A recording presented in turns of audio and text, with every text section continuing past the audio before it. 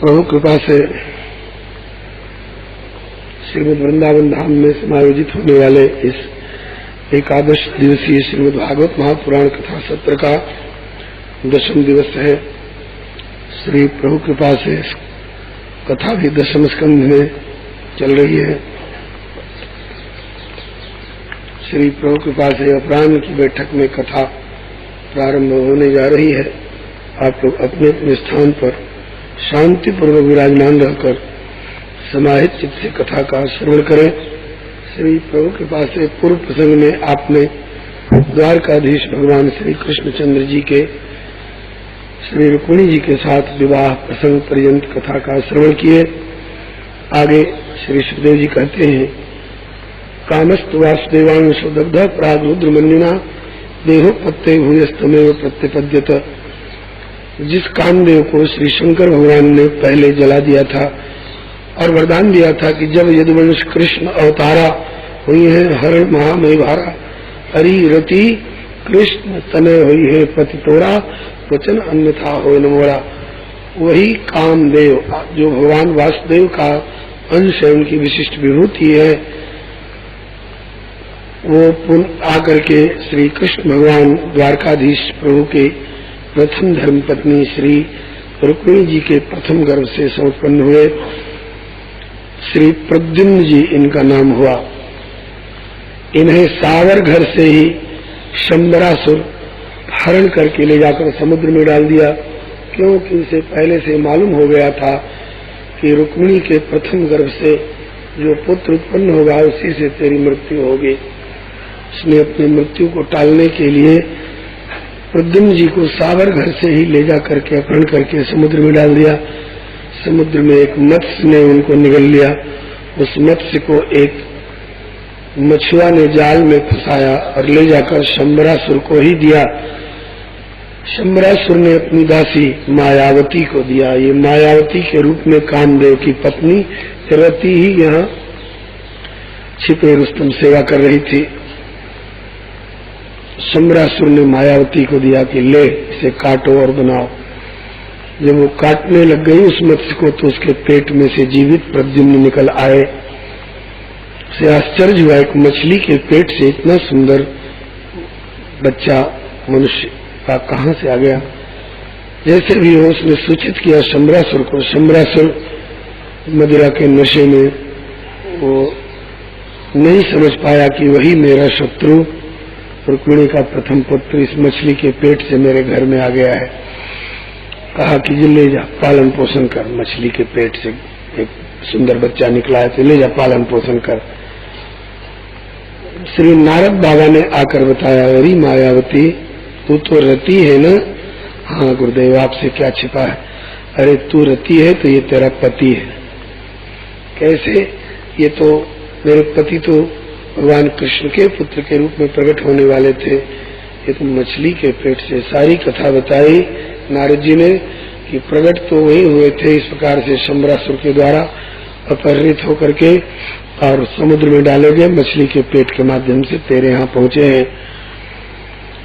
इन्हें सार संहार पूर्वक अस्त्र शस्त्र की शिक्षा दे, इन्हीं के हाथ से शंबरासुर का वध होगा। मायावती नामधारिणी रति ने प्रद्युम्न जी को सब प्रकार से संभाला और शिक्षा दी। जब ये सयाने हुए तो बताया, भगवान नारायण सुत शंबरेणा है तो गृहात हम ते धृता पत्नी रति कामो भगवान प्रभु। जब ये मालूम हुआ श्री प्रद्युम्न जी को कि शंबरासुर ने मेरे माता पिता से मुझे अलग कर दिया, सावर घर से ही समुद्र में डाला था, तो इन्होंने उसको ललकारा। से आश्चर्य हुआ कि मेरे घर में पाला पोसा गया ये बालक आज मुझे ही कैसे ललकार रहा है। इन्होंने बता दिया कि मैं तेरा शत्रु प्रद्युम्न हूँ, कृष्ण पुत्र रुक्मिणी पुत्र। युद्ध हुआ। युद्ध में शंबरासुर को मार करके श्री प्रद्युम्न जी अपनी पत्नी उस मायावती के साथ द्वारका लौटे। श्री रुक्मिणी जी को आश्चर्य हुआ कि मेरे प्रभु के समान रूप रंग वाला ये कौन है। अनुमान कर रही थी कि यदि मेरा बालक जो सावर घर से गायब हो गया था जीवित रहता तो इतना ही बड़ा हुआ होता। भगवान श्री कृष्ण सर्वज्ञ होते हुए भी नहीं बताए। श्री नारद जी ने आकर के बताया कि रुक्मिणी क्या देख रही हो, तुम्हारा मूलधन सूद के साथ आया है, मतलब कि तुम्हारा पुत्र वधू के साथ आया है, आरती परिछन करो। सारे द्वारका में इस संवाद से बड़ा भारी हर्ष उल्लास हुआ, जैसे किसी का इकलौता पुत्र चिता पर जाकर वापस जीवित होकर लौटा हो। बड़ा भारी हर्ष उल्लास हुआ। श्री प्रद्युम्न जी महाराज की जय, श्री भक्तवत्सल भगवान की जय। इसके बाद भगवान श्री कृष्ण के अन्य विवाहों की चर्चा। सत्राजित नाम के यादव ने सूर्य नारायण की भक्ति करके उनसे स्यमंतक नाम की मणि प्राप्त की थी, जो मणि जहाँ रहती थी प्रकाश करती थी, 8 भार सोना नित्य दिया करती थी।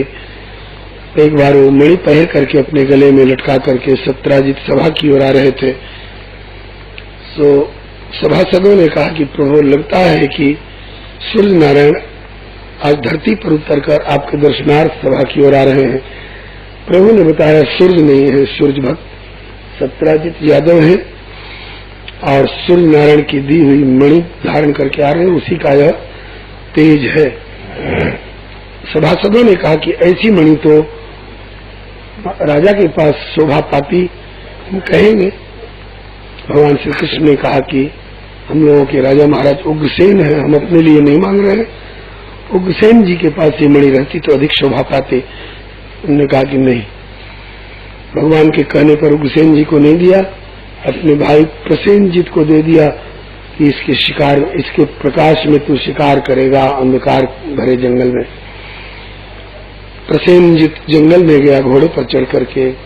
एक सिंह ने उस घोड़े को और प्रसेनजीत को मार डाला, मणि लेके चल दिया। उस सिंह को भी मार डाला, जामवंत जी ने अपनी गुफा में लेकर के चले गए। इधर सत्राजित को संदेह होने लगा, लगता है कृष्ण ने मेरे भाई को मार करके मणि छीन ली है। उसकी पत्नी ने पूछा क्यों उदास हो, कहा बताने लायक बात नहीं है। कहा नहीं बताओगे तो मैं अन्न जल का परित्याग करके प्राण त्याग दूंगी। डर के मारे बता दिया, केवल तुम्हीं से कह रहा हूं और किसी से मत कहना। फिर उसने अपनी सहेली से बताया, भगवान कृष्ण ने प्रसेनजीत को मारकर मणि छीन ली है। उसने अपनी सहेली से कहा कि केवल तुम्हीं से कह रही हूं और किसी से मत कहना। फिर उसने भी अपनी सहेली से कहा कि केवल तुम्हीं से कह रही हूं और किसी से मत कहना। बात चलते चलते उद्धव जी के कान तक आई। उद्धव जी ने भगवान श्री कृष्ण से कहा, क्यों जी आपने प्रसेनजीत को मारकर स्यमंतक मणि छीनी है क्या? बोले नहीं तो। कहा कि सारे नगर में हल्ला मचा हुआ है, आपके कान पर जू तक नहीं रेंग रही है। लगता है भादों का चौथ सिंदा आप ही ने देखा था क्या? भादों के चौथ सिंदा का दर्शन करने से कलंक वाली बात मालूम है कि नहीं? एक बार गणेश जी ब्रह्मलोक से आ रहे थे, इनके बड़े पेट तोंद को देख करके चंद्रमा हंस दिए। गणेश जी ने श्राप दिया, अपनी सुंदरता के गुमान में मेरे बड़े पेट की हंसी कर रहे हो, जाओ तुम्हारा कितने भी सुंदर हो, तुम्हारा दर्शन लोगों को कलंक देने वाला होगा। चंद्रमा लाज और डर के मारे समुद्र में छिप गए। बिना चंद्रमा के वनस्पतियों में रस का संचार कैसे होगा? फिर चंद्रमा ने कहा कि दोनों तरह से आफत है, निकलूंगा तो मेरे दर्शन से लोगों को कलंक होगा और नहीं निकलता हूं तो वनस्पतियों का पोषण नहीं होता है। तो कहा कि गणेश जी ने रुष्ट होकर शाप दिया था, गणेश जी को संतुष्ट कर लो।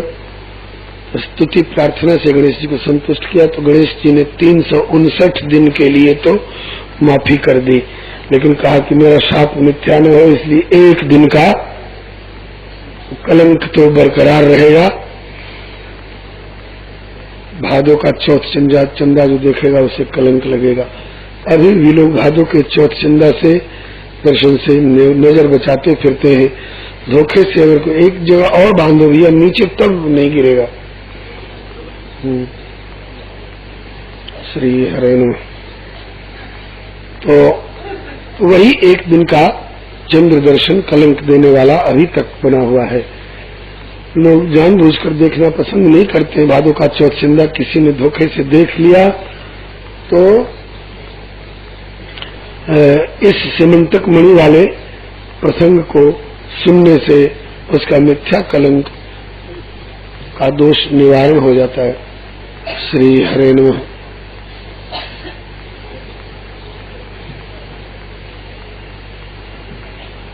ध्यान से सुनेंगे। भगवान श्री कृष्ण अपना कलंक निवारण के लिए कुछ यदुवंशी राजकुमारों को लेकर के जंगल में गए। देखा घोड़ा समेत प्रसेनजित मरा पड़ा है, आगे सिंह के पंजे की छाप देखते हुए बढ़े। देखा कि भालू के पंजे की छाप है। भालू के पंजे की छाप देखते हुए जब आगे बढ़े गुफा में, और किसी को जाने की हिम्मत नहीं पड़ी, भगवान श्री कृष्ण अकेले गए। गुफा अंधेरी, गुफा की अंधकार को चीरते हुए भीतर काफी दूर जाने पर एक सुंदर चौक अंगनाई सरीखा दिखाई पड़ा, जिसमें एक हिडोला पर एक सुंदरी युवती उसी मणि को लेकर खेल रही थी, झूल रही थी। एक चतुर्भुज पुरुष को देख करके वो बड़े जोर से चीखी चिल्लाई। जामवंत जी भीतर माला फेर रहे थे, आकर के भिड़ गए भगवान से। 27 दिन तक घमासान युद्ध हुआ। अंत भगवान ने इतना जोर का मुक्का मारा कि जामवंत जी तिल मिला गए। अनुमान किया कि इतने दिन तक मुझसे लड़ करके एक घूसा में मुझे व्याकुल कर देने वाला सिवा रघुनाथ जी के दूसरा कोई नहीं हो सकता है। पूछ बैठे, आप मेरे प्रभु रघुनाथ जी तो नहीं है? है तो रघुनाथ जी, लेकिन अभी जदुनाथ जी बन के आए हैं और आपने अच्छी पहुनाई करी हमारी लात और घूसा से। 27 दिन तक रो पड़े जामवंत जी, प्रभु आपने बताया क्यों नहीं? कहा बता देते तो आपका मनोरथ कैसे पूर्ण होता। ये मनोरथ वाली बात पद्म पुराण में है। जामवंत जी लंका के युद्ध काल में सबको देखते, लेकिन किसी का हाथ इनसे हाथ मिलाने लायक नहीं दिखाई पड़ा। एक प्रभु ही ऐसे दिखाई पड़े जिनसे कि हम हाथ मिला सकते हैं। लेकिन क्या करें, तो स्वामी और सेवक का संबंध हो गया है। कैसे कहें कि मालिक जरा एक बार हमसे भी हाथ मिला के देखिए। प्रभु अंतर्यामी समझ गए और आश्वासन दिया कि अभी तो लड़ोगे नहीं, और लड़ोगे भी तो स्वामी और सेवक का आपस में लड़ना हास्यास्पद होगा। इसलिए जब मैं द्वापर में अवतार लेकर आऊंगा तब आपका मनोरथ पूर्ण करूंगा। वही मनोरथ आज पूर्ण किया है। जामवंत जी ने कहा कि प्रभु पहले बता देते। बोले पहले बता देते तो आपका मनोरथ पूर्ण नहीं होता। और कहा कि आना हुआ कैसे? कहा कि यही मणि जो आपकी बेटी लेकर खेल रही है, चोरी मेरे ऊपर लगी है और माल आपके घर में बरामद हो रहा है। जामवंत जी बोले कि कलंक छूट जाएगा, मणि दे दूंगा, लेकिन ऐसे नहीं दूंगा। कैसे दोगे? बोले कि बेटी सियानी हो गई है, जाम्बवती इसका नाम है, इसके योग्य वर की तलाश करने की मुझे फुर्सत नहीं माला फेरने से। और आप जब साक्षात सन्मुख आ गए तो प्रतीकवाद का सहारा लेकर किसी हाड़ मांस के पिंड को क्या ये बेचारी पति रूप मन करेगी? आप ही इसका पानी ग्रहण करें तो दान में कन्यादान और दहेज में मणि दे दूंगा। इस प्रकार से श्री जामवंत जी के प्रस्ताव को प्रभु ने स्वीकार किया और उस मणि समेत जाम्बवती को अपनी पत्नी के रूप में लेकर के और वापस लौटे। इधर यदुवंशी राजकुमार 27 दिन तक प्रतीक्षा नहीं कर सके गुफा द्वार पर।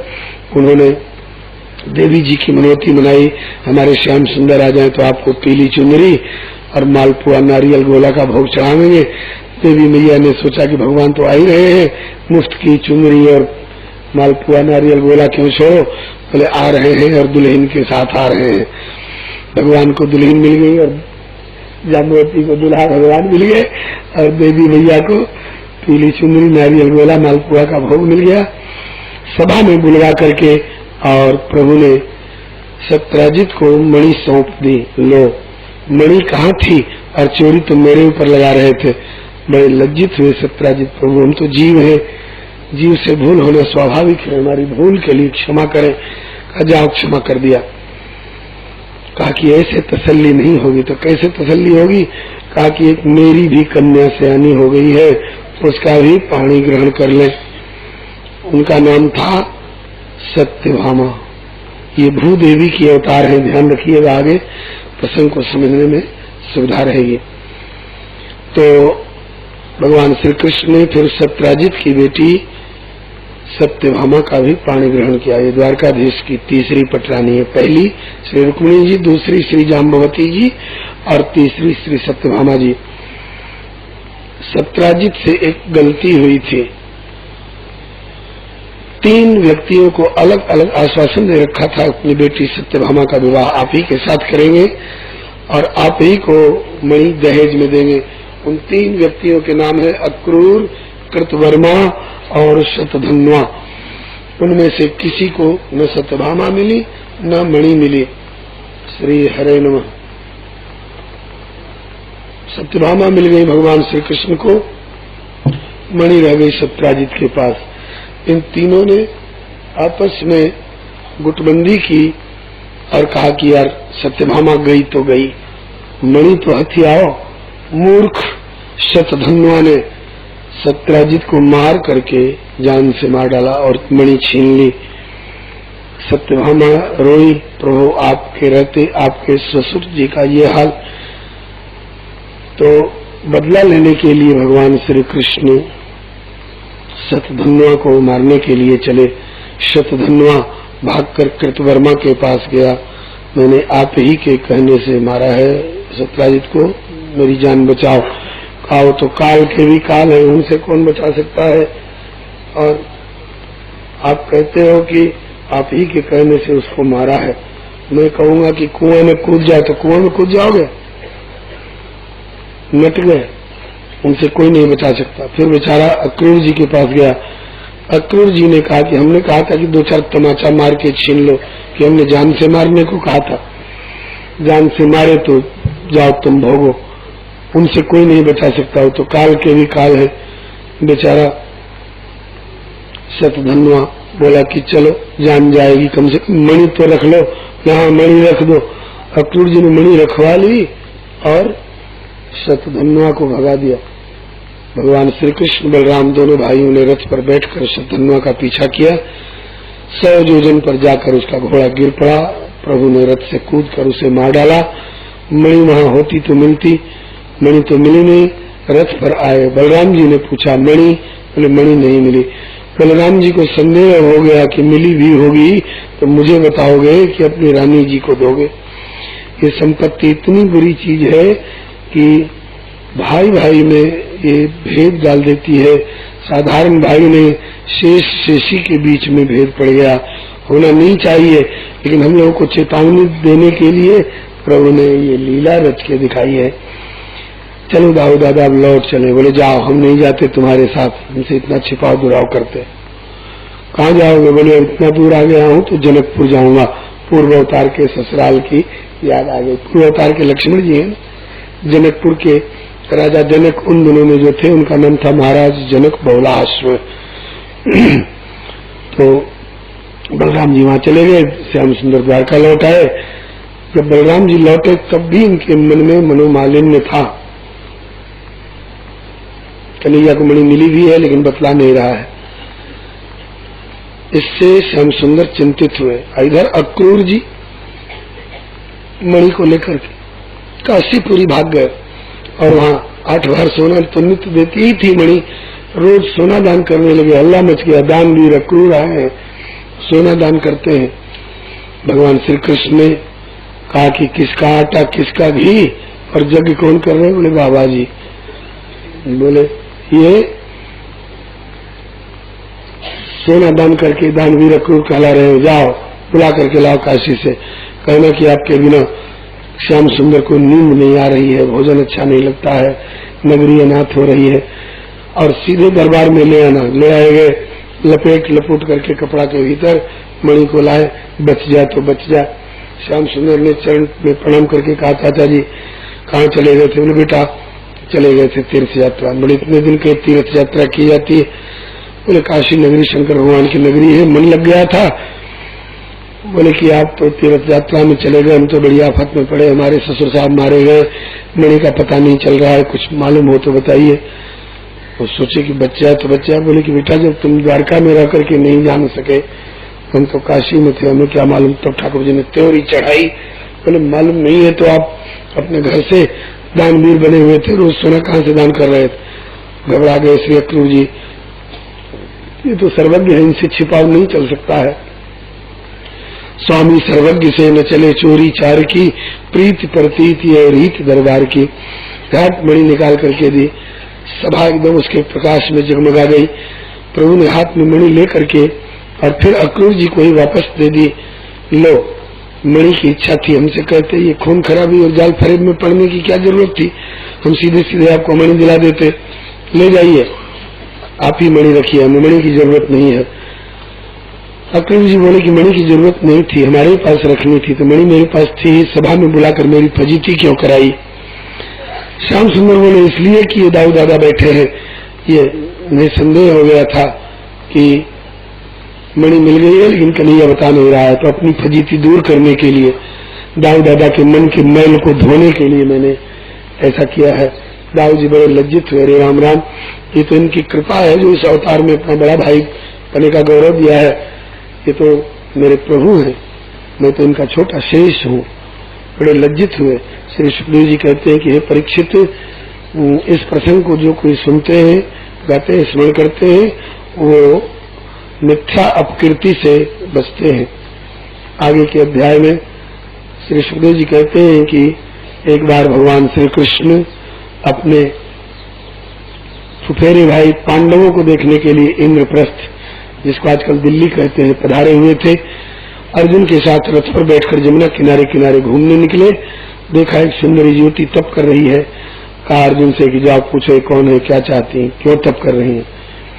अर्जुन ने पूछा तो उन्होंने बताया कि मैं श्री सूर्य नारायण की पुत्री कालिंदी हूँ, यमुना कहलाती हूँ, और मेरा संकल्प है कि वरूंगी तो परमात्मा को पति रूप में, नहीं तो प्रतीकवाद का सहारा लेकर के किसी हाड़ मांस वाले को नहीं बरूंगी। ऐसे बर को कौन बरे जो जन्मे और मर जाए, बरबरिए गोपाल को जासो छोड़ दो अमर हो जाए। भगवान श्याम सुंदर ने उनका मनोरथ जान करके आगे बढ़ करके उनका पानी ग्रहण किया, रथ पर बिठा करके लाए और द्वारका में विधिवत भावरी सिंदूरदान इत्यादि पूर्वक इनके साथ में विवाह किया। ये द्वारकाधीश भगवान श्री कृष्णचंद्र जी की चौथी पटरानी कालिंदी श्री जमुना जी है। पांचवा विवाह भगवान का अवंतीपुरी के राजा की बेटी मित्रविंदा को स्वयंवर से हरण करके लाए बलपूर्वक और विवाह किया। ये पांचवा विवाह है भगवान का। छठवां विवाह कौशल देश के राजा नग्नजित की बेटी सत्या के साथ हुआ, जिनके पिता नग्नजित ने 7 बड़े खूंखार बैल अपने यहाँ रख छोड़े थे। जो इन 7 बैलों को वश में कर लेगा उसी के साथ मेरी बेटी का विवाह होगा। कितने लोग आए, किन्हीं को तो मार डाला उन बैलों ने, और कई तो वैसे ही निराश लौट गए। भगवान श्री कृष्ण ने आकर के कहा कि मैंने सुना है आपकी बेटी कुंवारी है, आपको कन्यादान की चिंता लग रही है, मेरे साथ अपनी बेटी का ब्याह कर दीजिए। श्री नग्नजित राजा बोले, प्रभु आप जैसा समर्थ पति पाकर मेरी कन्या का सौभाग्य होगा, आप जैसा समर्थ जमाई पाकर मेरा सौभाग्य होगा, लेकिन मेरी लगाई हुई शर्त पूरी कर दीजिए। एक साथ भगवान 7 रूप में प्रकट होकर 7 बैलों को पकड़कर ऐसे घसीटने लग गए जैसे बच्चे खेल खिलौने को घसीटते हैं, और नग्नजित राजा ने अपनी बेटी सत्या का विवाह भगवान श्री कृष्ण के साथ में कर दिया। ये द्वारकाधीश भगवान श्री कृष्णचंद्र का छठा विवाह है। 7वां विवाह केकय देश की राजकुमारी, जिसको आजकल कश्मीर बोलते हैं, केकय देश की राजकुमारी भद्रा के साथ हुआ। इनके माता पिता ने विधिवत भगवान को बुला करके कन्यादान किया। और 8वां विवाह भगवान का मध्य प्रदेश की राजकुमारी लक्ष्मणा के साथ में हुआ।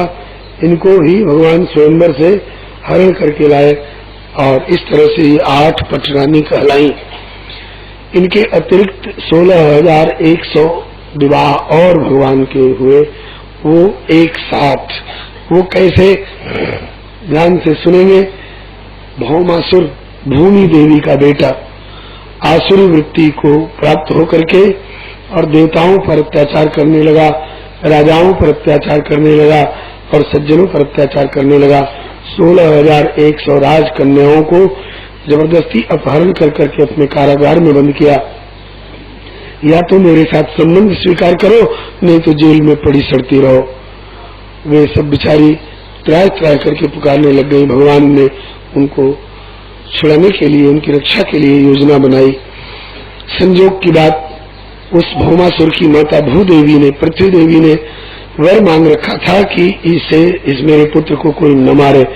भगवान ने सीधे सीधे तो नहीं कहा कि कोई नहीं मारेगा, कह दिया कि जब तक तुम इसको मरने के लिए नहीं कहोगी तब तक ये नहीं मरेगा। प्रभु ने सोचा कि भूदेवी ऐसे तो कहेंगी नहीं कि मेरे पुत्र को मारा जाए, लेकिन दूसरी तरह से वही भूदेवी सत्यभामा के रूप में प्रकट हुई है। तो चूंकि भूदेवी की ये अवतार है, इसलिए यदि सत्यभामा भी कह दे कि मारा जाए तो मारा जा सकता है। अब सत्यभामा कैसे कहे कि मारा जाए, इसके लिए प्रभु ने योजना बनाई, नारद जी को प्रेरणा की। नारद जी स्वर्ग में गए, स्वर्ग से उन्हें एक पारिजात का फूल मिला जो स्वर्ग में ही होता है। वह पारिजात का फूल ला करके नारद जी ने द्वारकाधीश भगवान श्री कृष्णचंद्र को दिया, और प्रभु ने बगल में बैठी हुई रुक्मिणी को फूल पकड़ा दिया। नारद जी ने जाकर सत्यभामा को उसका दिया। बड़े गुमान में भरी रहती हो, हमको सबसे ज्यादा प्यार करते हैं। आज मैंने जांच कर लिया, सबसे ज्यादा प्यार तो रुक्मिणी को करते हैं। कैसे? नारद तुम घरफोरी करते फिरते हो। कहा घरफोरी की बात नहीं है, मैंने आज जांच करके देखा है। कैसे?